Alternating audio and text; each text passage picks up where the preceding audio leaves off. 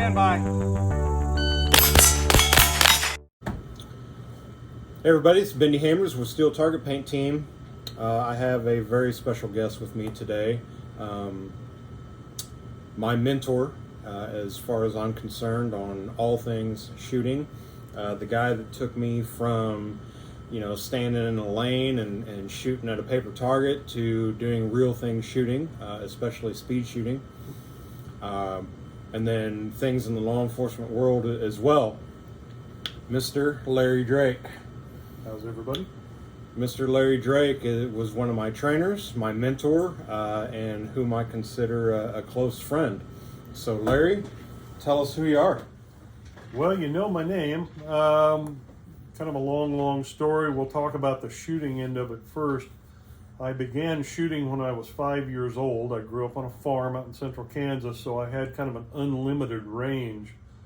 And having no siblings, no neighbors, shooting was what I did. Mm-hmm. So I shot all the time, wore out many BB guns, pellet guns, and then finally moved into the rimfire stuff. By the time I was in high school or a little out of maybe high school, local people out there who had come out to the farm would always make the comment that our driveway was gold because I had shot so much. As you drove up the driveway in the particular light, you could see the brass glinting as you drove up the driveway. So foolishly, that was where I spent all my time, all my money. My first competition was at 14 for the Kansas State Rifle Association for an air gun match. And then I started into trap shooting about the same time. I actually shot my first regulation trap in Bennington, Kansas, when I was about 7 years old. And the trap was one of those that the man stood behind the line, pushed the lever forward. There was a cable, went to the trap in the trap house, cocked it. There was somebody in there that set the bird on. When you called for the bird, he pulled the lever. This was old-timey stuff. And when I got into high school, I started shooting more modern equipment. And where I'm from, trap was about it. There really wasn't anything. Briefly in high school, we shot metallic silhouette, and then that was really all there was. So mostly I just shot. Anything that had a trigger. Yeah, that was pretty much it. When I got in law enforcement, when I was 22 in my hometown, a department of 4 people. Sure. And then worked on the PD. Well, that was 5 people. It was a move up. I actually worked as a part-timer for another department that was 1 person. When you were on, you were it. And then moved down here to Overland Park, spent some time there, and then went to the sheriff's office and just retired from there. And that's where I met you. Right. I met you in the form of a trainer, where you had a huge influence on me. You guys have already seen the videos with Tyson Kilby and Justin Morris. Well, there was a bit of a pinnacle group of people going on at that time, and I would kind of, most certainly throw you into that group, of you, Justin, and Kilby. And one of the things I've decided that I'm going to do, and part of the reason that Larry's here, for my own benefit, to be honest, but we're gonna move towards a team that's going to put out information, and we're gonna put out good information, and we're gonna start a different type of conversation. So when you were in training, you had a huge impact on me. And what I mean, not necessarily by, this is how you grip, this is how you look at a sight, this is what a sight picture is. So much of it was mindset. Tell me about that. I'll have to back up a little bit. When I went to Overland Park, of course, I met the great Rick Staples. And he was a giant influence on me at that time. Now, I was already well into the shooting thing by that time. My consideration is that I had a bucket of knowledge, but all I was doing was throwing stuff in the bucket. I had nowhere to put it. I didn't know how to do anything with it. Rick took care of that. Rick guided me and taught me how to use the information and to become a better shooter or just know more about what I was doing, he also got me into the instructional end of it. I became an instructor in 1992, went through KLETC's instructor school, and that was another defining moment. I learned more about what I was doing. Have to fast forward a little bit. Rick and I did a lot of competition together, and we trained together. We fast forward quite a few years, and we both end up at the Regional Police Academy in Overland Park. And we had a great opportunity there that when we weren't training, we could sit down and evaluate what we were doing.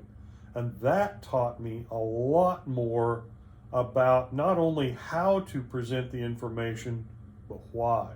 Why are we doing? Rick was real good about asking why. I became even bigger about asking why. I didn't want to just accept the information that, well, here, teach this. I want to know why. Why are we doing that? And it's probably caused a lot of consternation over the years to other people, because I'm not afraid to go, I don't think that's a good idea, and why are we doing this? What sense does this make? So by the time I met up with you, I had had a lot of years of learning to evaluate what we were doing, and I began to understand that not only do I want to present info to you, we're going to have people who already know how to shoot, and they've been shooting. The difference between knowing how to shoot and knowing how to control what you're shooting or how to hit what you're aiming at is a wide gap. There's a huge gap there. So as I begin to continue to grow and learn, which I hope I'm still doing, is I would begin to question the shooter. Not in a bad way. It's, all right, why are you doing this? Now, in the back of my mind, I would already have kind of an answer if they turned it back to me, is, be able to show them a comparison. Well, you're doing this. This is what I'm trying to show you. Find a middle ground. How can you convert both into and make you better? I hate to say the word faster. Shooting We're going fast, to get into that. yeah. Shooting fast is for another day. We'll touch on it. But better. I want you to be better. I want you to be more efficient. And the biggest thing we can do is building blocks. And that was what the last few years of my training was. I actually went backwards and began to focus more on the building blocks, the base. Get the people a base built that they can work off of. All of us are going to have the same thing. You're going to take off in your competition career, and you've had the slump days. Yep. It's not working. It's not working. If you don't have a base to go back to, go clear to the back, clear to the beginning, and start there and come back up where you were. And that's much faster. Once I built your base and you go up to this level, it takes about this long to get there. If you fall off that and have to go back to the base, it's only going to take about this long to get back there, because you already have that info. You just need to clean up what you're doing. Something has fallen off. You've fallen off the track of what the basis is. All you need to do is get back on track. Go back to the basics. The basics will bring you back, and then you can shoot right back up to what you were doing. And along the way, you're going to find what you were failing at and maybe even why. Or the base will give you an idea to look at, why am I failing? What am I doing that's not working? So if you saw my other videos, Larry's my mentor. Justin Morris looks up to you. You taught him a lot of how to shoot. Tyson Kilby the same way. Some of this group that I'm trying to bring together. And all of us kind of attribute you the same way. And we mentioned it. You're the why guy. You're the guy that can look at a way that someone's doing something and present to them that you should consider changing what you're doing there. Or, I've received praise from you. Well, I remember you walking up to me on the range and saying, keep doing that, So before we hit record, one of the stories that you did tell me, and I want you to repeat it because this really envelops what Larry does. Larry looks at things so deeply and so much into that why and goes right down to the base that he evaluates things right down to their core. So tell me the story about you and Rick talking about what basic instincts are. What's the one basic instinct? Well, I have to give Rick this. Rick is quite the critical thinker, and he is a lot of fun to listen to when he comes up with a good idea.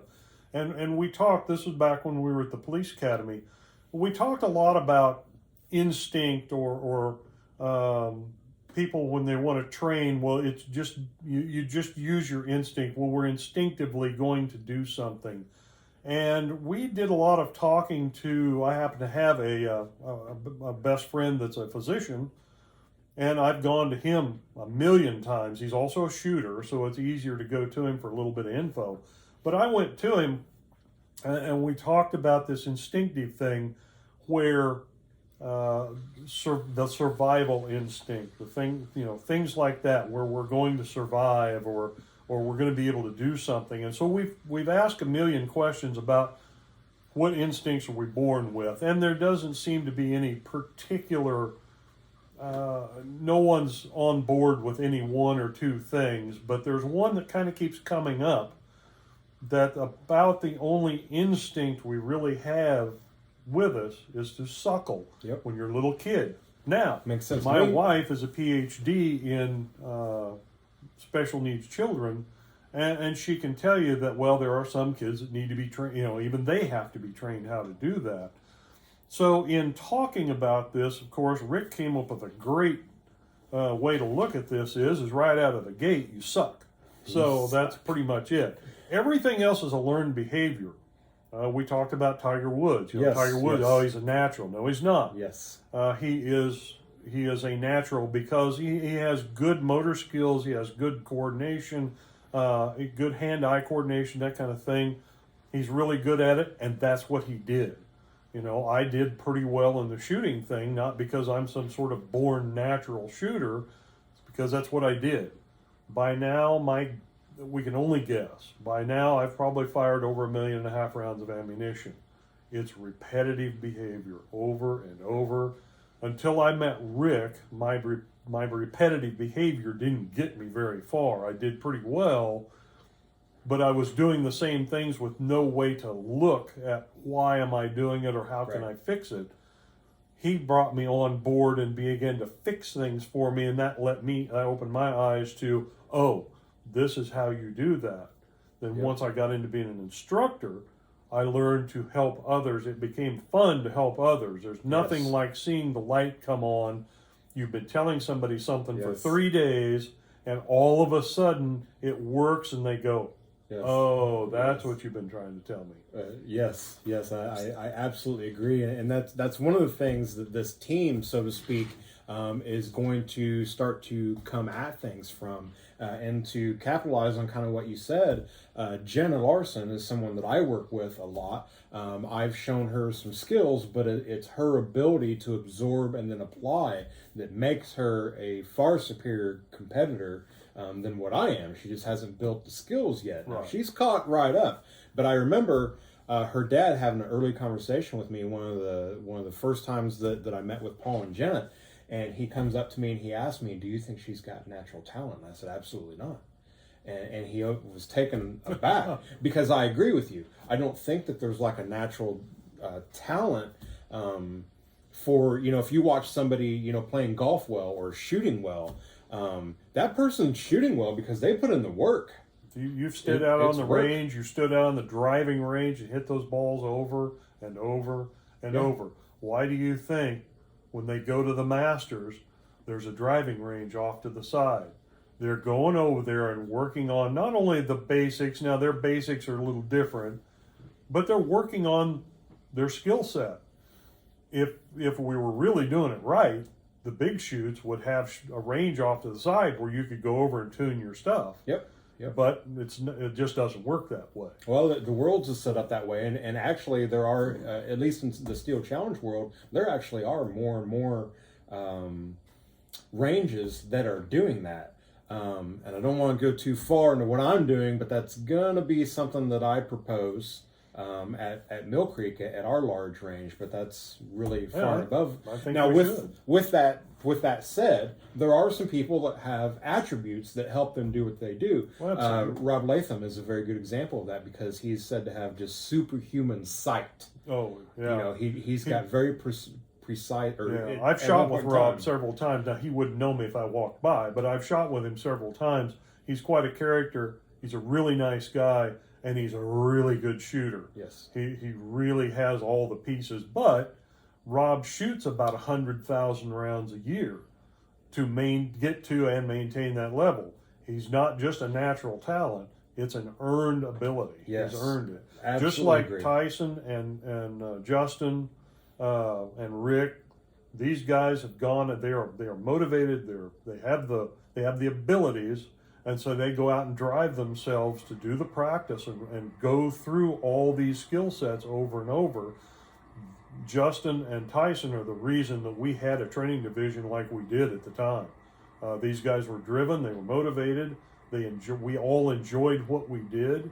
It Yep. made all the difference in the world. Yes. Because we did what we trained on our own time. Yep. The only way to be really good at something is to do it on your own time. Yeah, that's absolutely true. And so that kind of segues into something that I want to discuss is that one of the Larry memories that I always have, and I told you about this a minute ago, was that you said to us you were the firearms instructor for this particular day, and you were talking to us about getting on the internet. And now this was a law enforcement setting, so there was some context, but you said stay off the internet. There's nothing for you on the internet. You know, do what you're taught here. And there, again, there's some context for specific to law enforcement and specific to what we were being taught that day. But what we're trying to do right now is I want to be able to come back now and say, hey, well, if there's nothing on the internet, let's put something on the internet. Absolutely. Well, and another part of the context is how many years ago was that? I don't remember. Yeah. I don't remember. It was, I it might was have a had few. hair back then, but yeah, and that there is a big context with that. Number one is I don't want it to sound like, well, no, stay off the internet. Nobody knows anything but us. Which no, they that's do. not. Which yeah. they do. Yes. There's a lot of information to be had out there. There's a lot of bad information to be Yes. out there or misleading Yes. information. So I think the biggest context on that deal was at the time wasn't so much about shooting as it was fiddling with your gun. Yes. And that and was the point that I wanted to One make. of the Yep. things we've learned over the years is of course we carried the Glocks. They're pretty forgiving, but mostly in factory form. Now, they're a great gun to play Legos with and see how much stuff we can put on them. Right. But the idea was the gun you bet your life on is a factory gun. That's the only way to do it. Yep. Are they the best in the world? I don't know. Depends on what best means. There is no best, okay? It just depends on what you're talking about. But if we want to take the ultimate equipment with us into betting our life on it, I want the one that hasn't been fiddled with. Yep.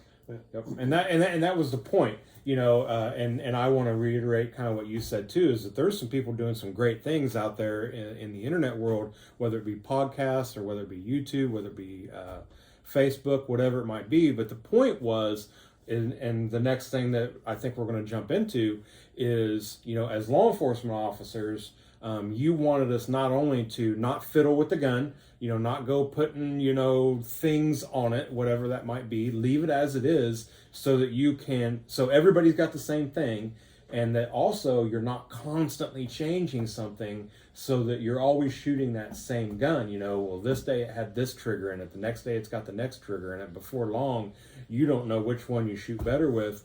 And then also just to have that focus of, and that's what I'm about to ask you about is where you stand with the difference, both equipment and mentality, and how they complement each other between a self-defense or law enforcement point of view versus a competitive point of view.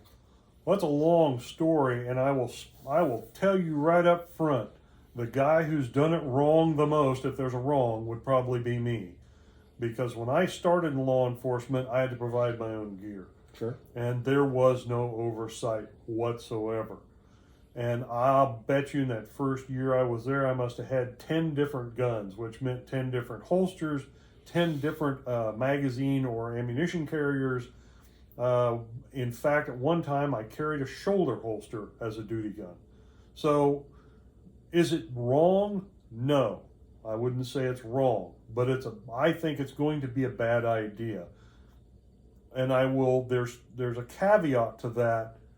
Bad idea in that as you get a little older, welcome to my world, things are going to change. And if you're not spending the time doing what I did in the early days where I was fiddling with the gun, the holster, the ammo, I was doing it every day. I was fiddling. And as I got older, I got other interests. I didn't have the time to spend with it. And the ability to jump back and forth begins to fade a little bit. When I was 25, I could switch holsters every day, and my reaction time to, oops, I'm going to the wrong place, the holster's over here today, was substantially different than it is today. That being said, I would tell you, if you're, pardon me, if you are worried about your self-defense type, I hate to say the word tactical world, but your TAC world and your competitive world, if you want to do both, you have to make a choice. Am I going to go for the maximum competition ability that I can? And if I am, then I have to gear that way. Yep. My gear has to be that way. Can I shoot my EDC duty carry stuff in competition? Absolutely. And I would encourage it. But I'm going to tell you right up front, you're probably not going to be at the top of the list in the competitive world. Nope. Because that gear is not made for that.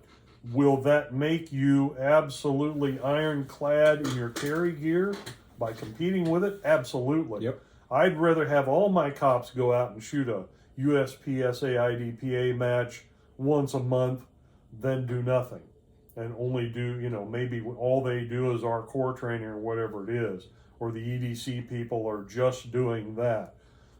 Justin already covered this, and maybe Tyson did too.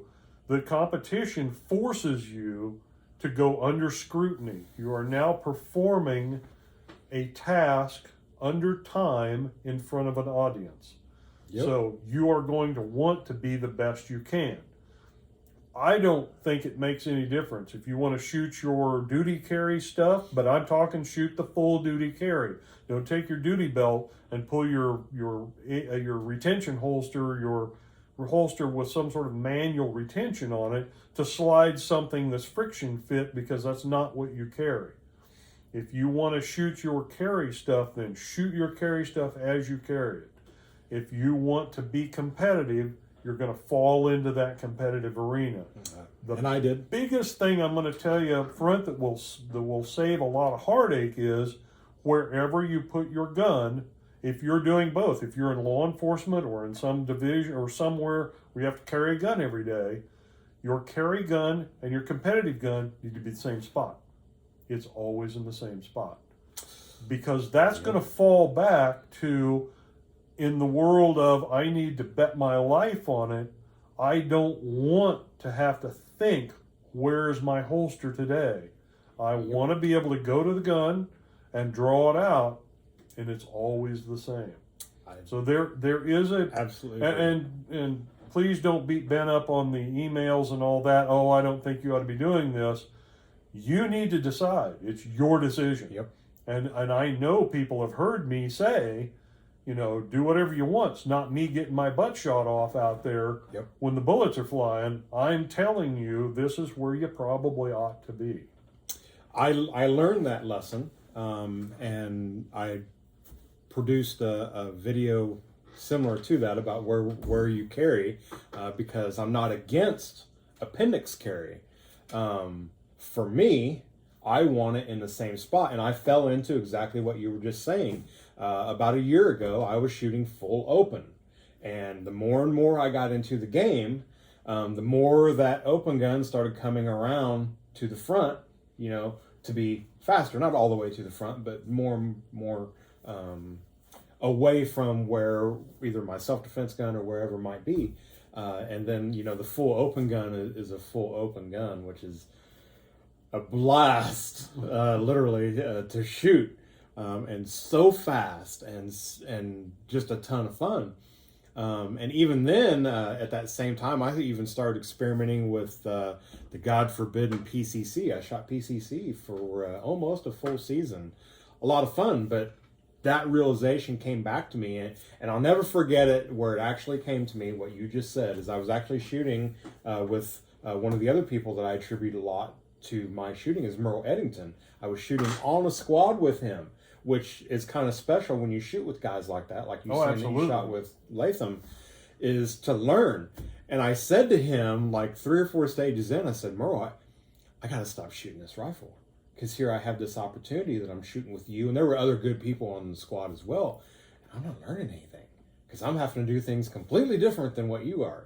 And Merle's not a fan of the PCCs anyway, so we're going to leave out what he said. But he agreed, And I said that same thing, where it's like, so now what I shoot is I have gone to carry optics, Right. which does have the optic. And that's another conversation. I think this is the future. Oh, it absolutely is. It really is. But it's on my side where my duty gun is, Right, where my right. self-defense gun is. I think it depends on the person. Some people may be able to float back and forth a little bit, and it might not mess them up too much. But that's the people who are they're doing it on their own time, and they're doing it a lot. And they're training. They're training. They're training a lot. But you are still creating a menu with choices. You probably heard at some point, because Rick Staples is the one that taught me this, we want to develop a menu for you on what you're doing. A menu for drawing your gun. Yep. A menu for going for another magazine. But what we want is that menu to be one choice, because you don't have to think about it. You don't have to work through the numbers to get to it. The bigger the menu, the longer it takes to get to the choice. It may seem like it's not taking you any time, but how much time do you have? Right. It's about saving your life. It's about you're betting your life on it. How much time are you willing to spend on other things? And that gets a very small touch on this, an opinion, and again, this can be a whole conversation itself, is I don't believe in muscle memory at all whatsoever. Your muscles have no ability to remember anything that you do. It's your brain. Right. There is no such thing as muscle memory. Yeah, the simplest thing that you tell the brain to do, to tell the arm and everything else that has to do with a draw, the simplest is what's going to be repetitive. Right. And then you also have to repeat it. So one of the other things that fits here that I'll never forget you saying, and this is a part of my life, whether it be shooting or whatever it might be, and I hope you remember saying it, is you said, I don't even know what you were teaching us. I think it was dry fire.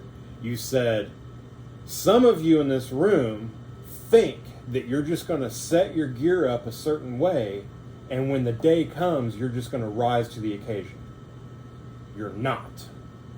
You're going Unless to you fall to the highest level of repetitions that you have. There it is. That's it. There it is. So expound on that just shortly. You can't. It's unlikely that you can go where you've never been.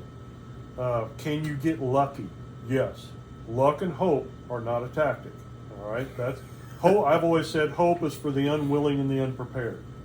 What you have to do is you have to train for it. Might you be able to get to a little bit of a point you haven't been? Maybe you're a little quicker, or maybe you're able to get to that gun unlike you've done before. Yeah, absolutely. It's always possible, but it's unlikely. Because once it really goes bad, and you start to get those shakes, and your muscles kind of tighten up, and you're trying to decide what to do. I haven't been in a gunfight, and I hope I never am, but I've been in enough car wrecks to tell you that once it goes bad, things don't work quite like you think. Your brain is telling you exactly what to do. These can't do it. The last wreck I was in was not all that bad. I didn't bleed until they operated on me. But it goofed me up enough that I kept telling myself I got to call 911 because I was in an unmarked car. I didn't have a radio. I couldn't make these fingers hit 911 in the right order. My brain screaming 911. That's a process. I have to do 911. My brain was trying to go from 9 to 1 on the last one, and because I wanted to hurry, I got to hurry up. That's going to happen when you're in the middle of the gunfight, the bullets are flying, whatever you're doing. You have a process you have to go through. I have to do 1, 2, 3, 4, 5 to get where I need to be, and you're going to go 1, 2, 5, and you're going to miss some, and it's not going to work. Which is the same thing that we do in shooting. Absolutely. And we're, at some point in time, we're going to talk about shooting fast, and that is exactly what starts to happen. Is when you try to go fast, you try to skip steps. The skipping steps, and most people don't know what it takes to shoot fast. We'll just kind of tease the audience a little bit, and we'll get you some nasty emails now when I tell you that this has almost nothing to do with shooting fast. I mean, this is the last part. Yep. To shoot fast. The booger picker has nothing to do with how fast you're going to go. This has almost nothing to do with shooting fast. Now you're going to get hate. Nothing. You'll some people have heard me say it. I've repeated it and given you credit for it. But it's very true. This has absolutely zero to do with how fast you're going to go that day. That's right. So, what you just said about how going into the block is kind of the way that law enforcement and military looks at it. If you're not familiar with that, I believe it's Cooper's. Colonel Cooper had the color codes. Yeah, so, and without going through all of that, black means you have been put in a situation that's so stressful that your brain can no longer function. And it's only going to be the things that you have taught the brain to do at a lizard brain level that it's going to be able to accomplish. Possibly, yes. Once you go to condition black, you're in lockup. Yep. You probably can't do anything. You've skipped 1, 2, 3, 4, 5. You went from 1 to 5. You will have to stop yourself and go back. Make yourself go back to figure out how to get back in the groove. And the people who've been in combat will have to tell those stories. I can't. Well, what we can relate to is that's why we shoot competition. Absolutely. You go out there, and if you haven't shot competition, those of you that have shot competition, you will absolutely know this, is that when that timer goes off, beep, it's everything you had planned goes right in the trash can. And you get better at it, though. Yeah, you learn to manage you're not only managing time, you're managing your movement. You have to, the first time you ever went up against the timer on anything, was it a total win? Oh, absolutely not. Yeah, it's a total train wreck. Absolutely That's what it is, because you know what you need to do, but I want to go from 1 to 5 right now, and you can't. You have to go 1, 2, 3, 4, 5. Yep. Competition will teach you how to manage time and what time really is. And manage your body under stress. Yes, you have to manage your movements under stress. Yes. And you will begin to control, because it's a little bit of an adrenaline dump. Once that beeper goes off, man, I want to be magnificent. And it was a train wreck. I ended up nose first in the dirt. Yep. So, everybody does it that plays that game. That's how it works. Yep. What I think you're headed for is our system is going to be learning the building blocks first. It's not going to be magnificence. It's not going to be this glory thing while you're going through the training. The training is going to be slow. It's going to be arduous. You're going to have to put your own time into it. There's no blue pill. But at the end, you will walk out moons ahead of everybody else. Yep. You might not be at the top of the competitive level, but you're not going to be dragging along the bottom either. I absolutely agree that you have to put your work in. Competition is definitely a help. Justin touched on that, how people like to condemn it, and there's some psychology behind that. But here's the thing that I want everybody to understand, and this is coming from me, and I know you agree because part of this I got from you, is that under stress, define what stress is. So stress if you're being presented with an attacker, a threat, a deadly threat, well, that can be the same mentality and the same type of stress as putting yourself under the timer, because what happens to you under the timer is a couple things. Number one, you want to do well. You want what you think is going to work to work. You want your gun, your equipment to work. And then, like you said, you're in front of an audience, so you're in front of people. So you're putting that stress on yourself when you get into competition. Then you learn how to deal with that versus being in a threat type situation. Right, yeah. So Larry is our why guy, and this is our introduction. Larry is an endless source. Are you going to come back and see us more? Oh, absolutely. If you'll have me back. Oh, we're going to have you back. So I'll now, try and come up with some good old guy stories. well, and we'll have plenty of time. So right now, I have a team starting that is going to be a team of content. All of them are doing their own things. Okay, Larry's got his things he's doing. Tyson has his things he's doing. Justin is taking off on some things. And Jenna is doing some of her things. So there's a team that's forming, a team of content. So I'm going to put out some content, but it's going to be you guys that are coming in, and we're going to be putting content together with everybody. And I keep saying it, but kind of getting that band together that I wasn't involved in, but seeing it come back together, getting the Tyson, the Justin, and the Larry, and there's some other people, but we'll talk about them when and if they come. But we want to provide a source of content. There's other people doing great things out there. We want to be able to provide good information, a resourceful, and what you've talked about is I want to come out with the mentality thing and the A way mentality. I don't want to come out and do a video and say, this is the way, this is how you shoot this gun, this is how you grip, this is the only way to grip. I want to come at it from a, how do you take because if I tell you that, well, then you don't feel like you need to go practice because I've just showed you the way and you did it today. Well, I don't need to practice that. Yeah, that's all I need. Yeah, you got what Tyson and I think Justin and I have talked about it. Tyson and I did more. Is we're basically teaching concepts. Yes, we're going to give you a concept. This is a way to do this, and here's the concept. I'm kind of, like you said, I'm kind of the why guy. This is why we're doing what we're doing here. This is what we're after.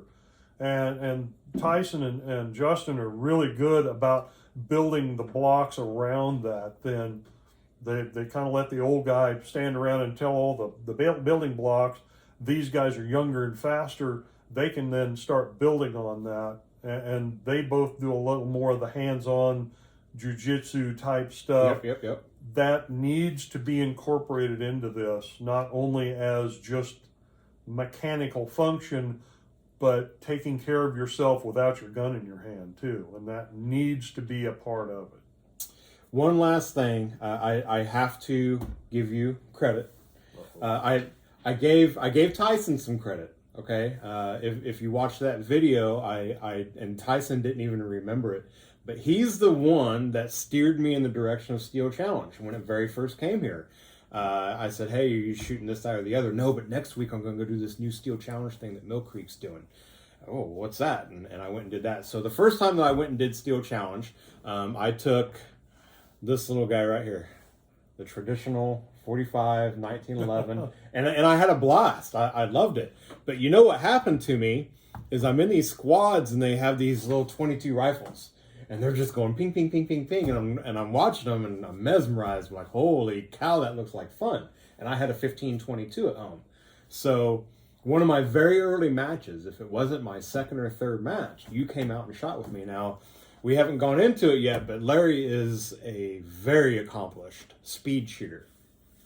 That's why he knows that this booger picker doesn't attribute to speed. So if you can imagine, I've got this guy standing right behind me on every stage. Do you remember this? Yeah. Yeah. Standing right behind me. Put your feet this way. Hold the gun this way. Try shooting it this pattern. If you don't like that, try this pattern. Make sure. And Smoke and Hope was one of the ones, because when I walk into Smoke and Hope, I still hear Larry Drake's voice. Put your feet here. Make sure that when you transition to the stop plate, you slow it down as you come in. Don't try to come in full speed and then you're going to go past it. Don't go past it. So Larry was right behind me on all the stages that I shot that day. And still to this day, I follow the things that you were telling me, so I can't thank you enough. We're going to do more. I did something good. I might as well retire. I'm done now. We're going to get Larry in for a whole lot more things. I wanted to introduce him, let you guys know who he is, and we're going to do some great things. I already know you have some great ideas. I'm ready to put the band back together. We've been apart too long.